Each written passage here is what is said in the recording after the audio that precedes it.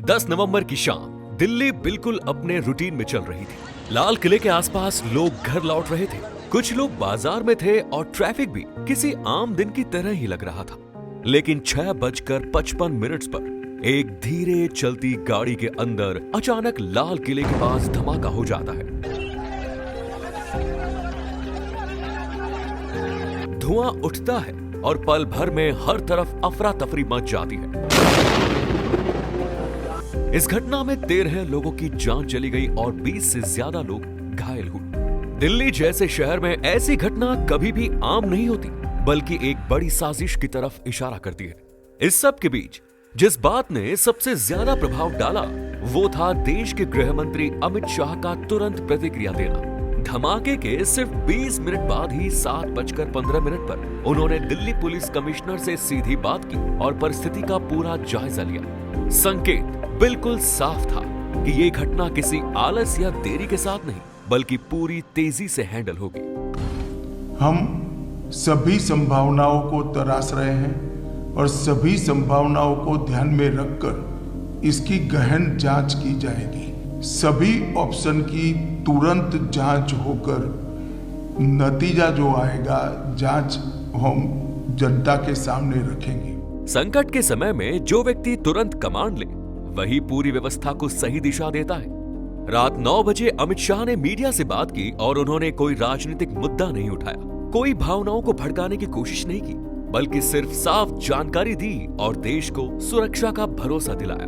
और इसके कुछ देर बाद प्रधानमंत्री मोदी ने भी उनसे विस्तृत जानकारी ली। दोनों तरफ से तालमेल और समय पर लिए गए फैसले दिखाते हैं कि सरकार इस धमाके को बड़ी आतंकी साजिश के रूप में देख रही थी। रात लगभग 9:45 पर अमित शाह स्वयं घटना स्थल पर पहुंच गए। लाल किला मेट्रो स्टेशन के गेट नंबर 1 के पास जला हुआ ढांचा, टूट चुके शीशे और सुरक्षा कर्मियों की भागदौड़ के बीच उन्होंने घायल गाड़ी और आसपास के सभी निशानों का अध्ययन किया। दिल्ली पुलिस कमिश्नर सतीश गोलचा और एनआईए के वरिष्ठ अधिकारियों से उन्होंने तुरंत प्रत्यक्ष जानकारी भी ली। उनका वहां होना खुद एक संदेश होता है कि देश की सबसे बड़ी सुरक्षा अथॉरिटी ग्राउंड पर है और हर कदम उनकी नजर में है। इसके तुरंत बाद उन्होंने LNJP हॉस्पिटल जाकर घायलों से मुलाकात भी की। उनका इलाज कैसे हो रहा है, किसकी स्थिति गंभीर है, डॉक्टर्स को क्या क्या करना चाहिए, सब कुछ डिटेल में जाना। जब लीडरशिप खुद पहुंचे तो पूरा प्रशासन एकदम सतर्क हो जाता है। धमाके के कुछ ही पल बाद Delhi police special cell, crime branch, NIA, NSG और FSL की टीमें भी स्थल पर पहुंच चुकी थी। सभी सबूतों का संग्रह शुरू हो चुका था। गाड़ी के नंबर से लेकर ड्राइवर तक हर लिंक को बहुत तेजी से ट्रेस किया गया। Hyundai i20 चलाने वाला उमर मोहम्मद, जिसे उमर नबी के नाम से भी जाना जाता है, पुलवामा का डॉक्टर निकला। ये पहचान पूरी चेन की एक महत्वपूर्ण कड़ी थी। 11 नवंबर की सुबह 3 बजे तक पूरा मामला आतंकवाद के तहत दर्ज कर दिया गया। UAPA की धारा 16 और 18 जोड़ दी गई। साथ ही विस्फोटक पदार्थ अधिनियम के कुछ गंभीर प्रावधान भी लागू किए गए। एक ही रात में कानूनी ढांचा तैयार करना दिखाता है कि गृह मंत्रालय इस घटना को बिल्कुल गंभीरता से देख रहा था। सुबह गृह मंत्रालय में एक महत्वपूर्ण बैठक बुलाई गई। अमित शाह के साथ home secretary Govind Mohan, IB chief Tapan Deka, NIA director Sadanand Date और दिल्ली पुलिस कमिश्नर सभी शामिल हुए। जम्मू कश्मीर के DGP ने भी ऑनलाइन जुड़कर अपने इनपुट्स दिए। ये बैठक ये स्पष्ट कर गई कि इसे एक आम घटना नहीं, बल्कि एक व्यापक आतंकी जाल से जोड़कर देखा जा रहा है। बैठक के तुरंत बाद 500 सदस्यों की एक विशेष जांच टीम बनाई गई। हर अधिकारी को अलग अलग जिम्मेदारी दी गई। दोपहर 3 बजे अमित शाह ने दूसरी सुरक्षा समीक्षा बैठक भी ली।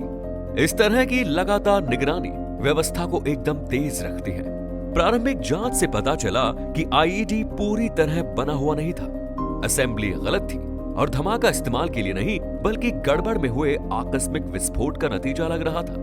देश भर में चली सख्ती और सुरक्षा सक्रियता की वजह से आरोपी घबरा गया था, यानी एक बड़ा हमला तैयार किया जा रहा था, लेकिन समय से पहले ही निष्फल हो गया। लाल किला ब्लास्ट के तुरंत बाद जो सबसे बड़ा मोड़ आया वो फरीदाबाद से मिला। 10 नवंबर को ही एक गुप्त सूचना पर सुरक्षा एजेंसियों ने हरियाणा के फतेहपुर तागा गांव में एक संयुक्त कार्रवाई की। सिर्फ 40 मिनट में पूरा इलाका पुलिस और विशेष बलों से भर गया। घर का दरवाजा तोड़कर जैसे ही टीम अंदर गई तो वहां जो मिला उसने पूरी जांच की दिशा ही बदल दी। घर से 2563 किलो संदिग्ध विस्फोटक सामग्री बरामद हुई। ये कोई छोटा मोटा स्टॉक नहीं था, ये इतना ज्यादा था कि अगर ये किसी शहरी क्षेत्र में एक बार में फट जाए तो तबाही का अंदाजा लगाना मुश्किल हो जाए।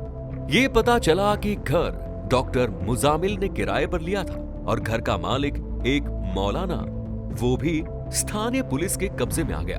इसके एक दिन पहले यानी 9 नवंबर को फरीदाबाद के ही एक अलग घर से 350 किलो अमोनियम नाइट्रेट मिला था। इसके साथ ही सर्किट बोर्ड, तार, detonator, batteries, remote trigger, assault rifle और कई राष्ट्रीय स्तर के हथियारों की लिस्ट से जुड़ी सामग्री भी मिल रही थी।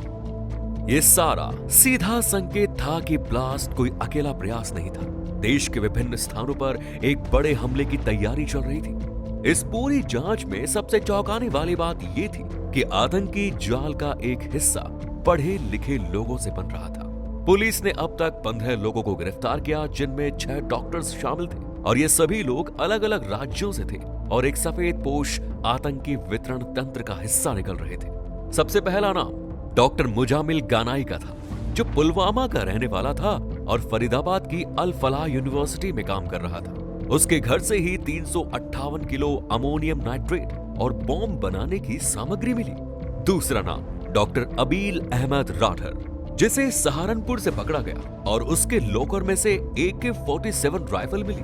तीसरा नाम डॉक्टर उमर उन नबी का सामने आया, जो लाल किला के पास वही गाड़ी चला रहा था जिसमें विस्फोट हुआ, और ये सब एक बड़ी चैन का हिस्सा थे। एक और चौंकाने वाली गिरफ्तारी लखनऊ से हुई, जहां डॉक्टर शाहीन सईद को रोका गया और उसकी कार से एक राइफल बरामद हुई। गुजरात ATS ने भी हैदराबाद के डॉक्टर अहमद सईद को पकड़ा, जिसका कनेक्शन ISKP जैसे कठोर संगठन से जोड़कर देखा जा रहा है। पुलवामा का एक और डॉक्टर साजद मलिक भी पूछताछ में है। इन सभी अरेस्ट्स ने एक बात ये पक्की कर दी कि ये साजिश सिर्फ ब्लास्ट तक सीमित नहीं थी, बल्कि एक विशेष वर्ग के पढ़े लिखे लोग एक व्हाइट कॉलर टेरर नेटवर्क बनाकर काम कर रहे थे। उनका लक्ष्य था देश के सबसे बड़े प्रतीकों को निशाना बनाना। जांच में पता चला कि उनके टारगेट में लाल किला के साथ इंडिया गेट, कॉन्स्टिट्यूशन क्लब और गौरी शंकर मंदिर जैसे केंद्रीय स्थान शामिल थे। इसके अलावा रेलवे स्टेशन, शॉपिंग मॉल और भीड़ भरे स्थल भी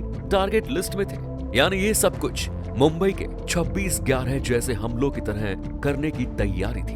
अगर ये पूरा प्लान सफल होता तो देश को कई शहरों में एक साथ धमाके देखने पड़ते, लेकिन इसे वहीं रोक दिया गया जहां से ये पूरी चेन शुरू होती है। इस पूरे ऑपरेशन को रोकने में सबसे बड़ा योगदान था देश भर में चली सख्ती, एजेंसीज के बीच तालमेल और ऊपर से लिए गए तीव्र और तुरंत फैसले। अमित शाह की निरंतर निगरानी में चल रही जांच ने सभी स्टेट पुलिस यूनिट्स को एक सिंगल कमांड चेन में जोड़ दिया। दिल्ली, हरियाणा, उत्तर प्रदेश, जम्मू कश्मीर, गुजरात, सभी राज्यों की पुलिस और केंद्रीय एजेंसीज एक ही सुर में काम कर रही थी। ये वही स्थिति होती है जहां नेतृत्व की सक्रियता एजेंसीज को गति देती है, और यही गति सुरक्षा तंत्र की असली शक्ति होती है। ये पूरा ऑपरेशन एक साफ संदेश देता है कि देश के खिलाफ कितनी भी गहरी साजिश क्यों न रची जाए, इसका जवाब देने के लिए भारत तैयार है। आतंक का हर नाकाम प्रयास एक याद दिलाता है कि हमारी सुरक्षा नींद नहीं लेती, और जब नेतृत्व सक्रिय हो तो दुश्मन कितना भी छिपा हो पकड़ा ही जाता है।